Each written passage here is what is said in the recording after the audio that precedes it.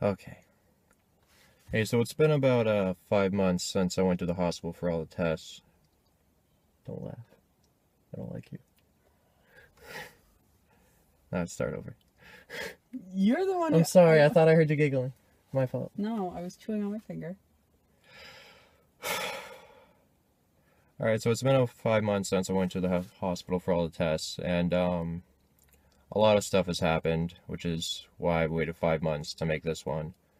But I did make a video before this, but it was useless. It was stupid. There was no information given in it at all.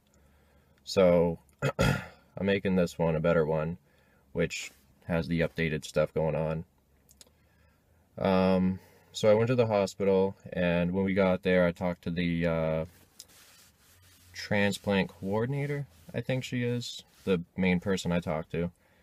And she sat us in a room. It was kind of like a theater, and put up a projector, and she went over just about everything you would ever need to know about the whole process, all the way down to even step by step how they do the whole surgery, which was crazy. I felt like at the end of it, like I could do a kidney surgery. And so yeah, I think that took about an hour. That if you do it, that'll give you anything you ever need to know, which almost makes these videos feel useless. But we did that. Then after that, the living donor advocate came in and talked to me, and she's basically the lady that's making sure that no one's holding a knife to your throat trying to make you do it against your will. So that was pretty straightforward. She's basically like, is anyone making you do this? No? Alright, cool. The health advisor, or the dietitian, she, once again, that was pretty simple. She just went over what I can and can't eat, which is basically nothing. Just don't drink huge amounts of alcohol, or just eat nothing but fatty foods, simple stuff. Don't put a whole bunch of creatinine and stuff in you, like for people who work out. Then I saw the financial advisor, and once again, that was pretty simple. She just, since when you do the donation, you're going to be out of work for about a month, so she makes sure that you have enough money to cover stuff like living wages, getting food, blah, blah, blah, since you won't be able to work for a month, make sure that you can still pay rent or whatnot. Then, after that, I saw the nephrologist, and he basically went over about how the kidneys work, what can I expect when I do donate my kidney, like what mine's going to do. It's going to have to, how it'll enlarge a little bit to kind of make up for one missing. And then that's when things are starting to get a little more complicated, because then he told me about how if, I had some options, if I wanted to do it, instead of donating it's called a direct donation to the person I was going to, I could do it anonymously, which would mean that my kidney, I wouldn't know who I was donating to. It would just go into the National Kidney Registry, or the NKR, and then they would just give it to whoever needed it the most, or make a chain with it. And chains are kind of complicated, so we'll explain that later. But yeah, so he told me about that, and basically if I did go through the National Kidney Registry, that would help a lot more people instead of just one. So I was thinking about that. And then after that, I saw the surgeon, and the surgeon was also the director of the transplant center, so he kind of knew everything there is to know about anything going on there. So I talked to him about donating anonymously, and he explained the whole chain process. I wrote down a little thingy to kind of get the idea across, since it is kind of complicated. Basically, there's me, little retarded picture of me right there. And originally, I was going to give my kidney to the original recipient, but if I did it anonymously, I would give it to the National Kidney Registry. And then what they would do with it is, let's say there's someone out there, we'll call them donor A, who wants to donate to probably a family member, which would be recipient A. But donor A isn't a match to recipient A. So then what they can do is say, okay, well, the way we can still get your family member a kidney is if donor A gives their kidney to some other person they're a match for, let's say recipient B, then the National Kidney Registry is willing to give their family member, recipient A, a kidney for that. Kind of like saying, okay, well, if you give us a kidney, then we'll give you one, kind of in return. So then your family member still gets a kidney. And then that's how a chain's created, and it just kind of goes down. Same thing, you know, donor B is not a match for recipient B.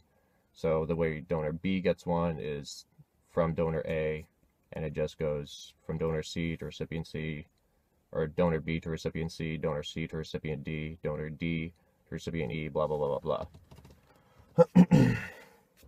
And that's how a chain is made.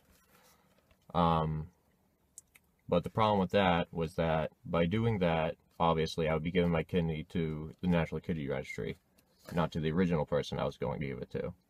So what that means is that the original recipient would have to wait longer, because what the transplant center can do is kind of what the NKR was doing. It's kind of say, okay, well, we're giving you a kidney, so we want a kidney for our patient, the original recipient.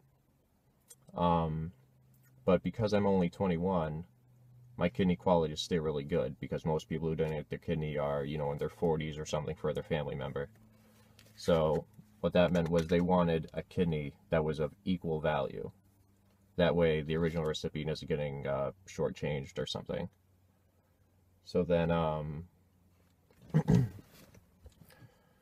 so that meant because it's so hard to find a kidney that's as good quality as that, it's going to take a lot longer, which is why it's been 5 months, because they've been making chains and everything, and somewhere along the line someone backed out or didn't work out, or the kidney wasn't good enough for quality, or blah blah blah blah blah.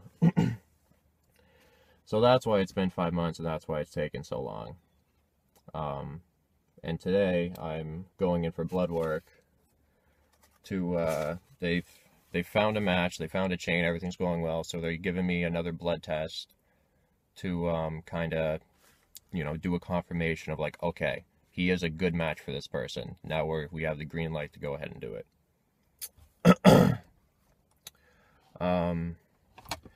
And I got a package of that right here, which I'll open with you guys so you can see what the blood test looks like, and you can see how many vials you have to go through and whatnot, but in a second. But anyway, back to the test I did at the hospital. After I saw the surgeon, he went over all that with me, and then they started doing the, you know, the test, not just talking to people, which was, first they did a chest x-ray. That was simple. I just had to, you know, stand in front of an x-ray machine. They just told me to breathe in and out so they could get a picture of my lungs to make sure. I don't even remember what the disease is called. Some kind of disease that you can get in your lungs if you went to Africa or something. It was stupid. No one has it, but they just do it to make sure, because if you do, you can't donate your kidney. And then I got a CT scan, which is you lay on a table and they kind of wheel you in to this machine, and it takes images of your kidneys. And the way it works is they put sort of an IV type thing in you, and they have a dye in it. I thought you laughed. It's okay. And they have a dye in it, and that dye goes all the way through you, and it shows up. It really fast goes through your system. It goes through your kidneys. And so that makes it show up on the imaging from the CT scan.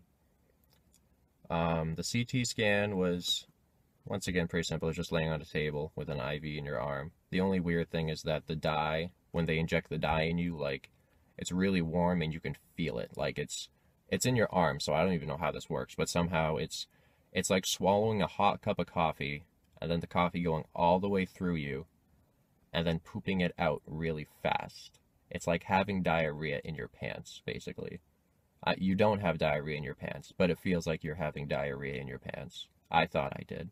It was horrifying.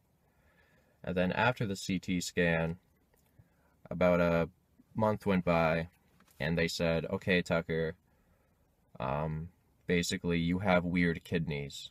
Basically, I guess usually there's, I think, an artery on each kidney or two arteries or something. No, I think it's an artery on each kidney, but I had two arteries on one kidney. So they wanted to do another CT scan, which once again was the same thing. When I went back for the other CT scan, I also signed consent forms, which once again Roxanne went over the whole thing just to make sure I knew everything, so I could sign that I didn't know, in fact, what I was getting into. And then they also did a kidney ultrasound, which I have a video of the ultrasound actually. I'll post it after this. I also have a video of the ultrasound that I'll post after this, and I also have some pictures of me and my nightgown playing dress up, having fun, so I'll post those too. But yeah, the ultrasound's pretty, it's the same thing as if someone's pregnant, you have an ultrasound, they put the gel on you and they look at your kidney and everything, and you can see images of your kidney, which is really cool. Looks kind of like a little bean. But anyway, I think that was about it. Then after that, they let me go, and since then I've been waiting to find a match, a chain that worked out, that everything was going smoothly with, and that I could go ahead and get this going and finally donate my kidney. So so they sent me the blood test. They sent me a box, all the stuff in it, that I actually have to go to a different hospital to take this, just because it would suck to have to drive, like, what's it, like 2 hours, I think, all the way to the main hospital where the transplant center is. So all you need to do is go to a lab for the blood test. So let's open it up so I can show you guys what this thing looks like. Because if it's like before, the first blood test I did, I don't remember how many vials there are, but there were a lot. And it was very unpleasant. Oh look, they even gave me little packing bubbles.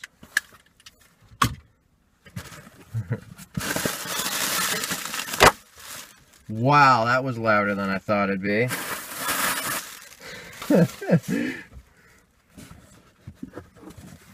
Ooh, this is cool. This isn't what I got before. National Kidney Registry. Blood draw kit. Shipping box. Exempt human specimen. Needle libido. Oh look, they gave them everything they need. Little stickers for the vials and everything. So I am gonna have 6 vials again. Alright, coolio. I think. They're in there. Oh, here we go. This is just the bags they gave them to ship the vials in and everything. I don't know if I should be touching this. Let's just not touch this anymore.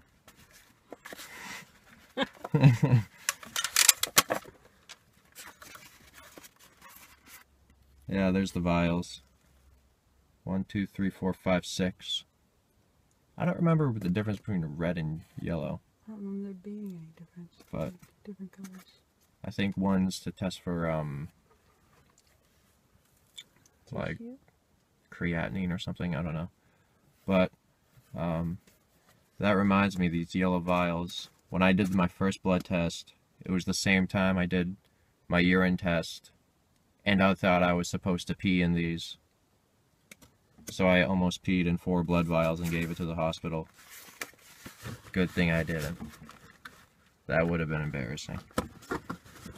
So anyway, yeah, I think that's about it.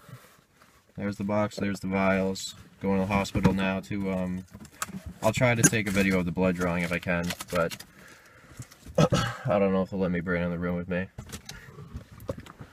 So anyway, that's it. Bye-bye.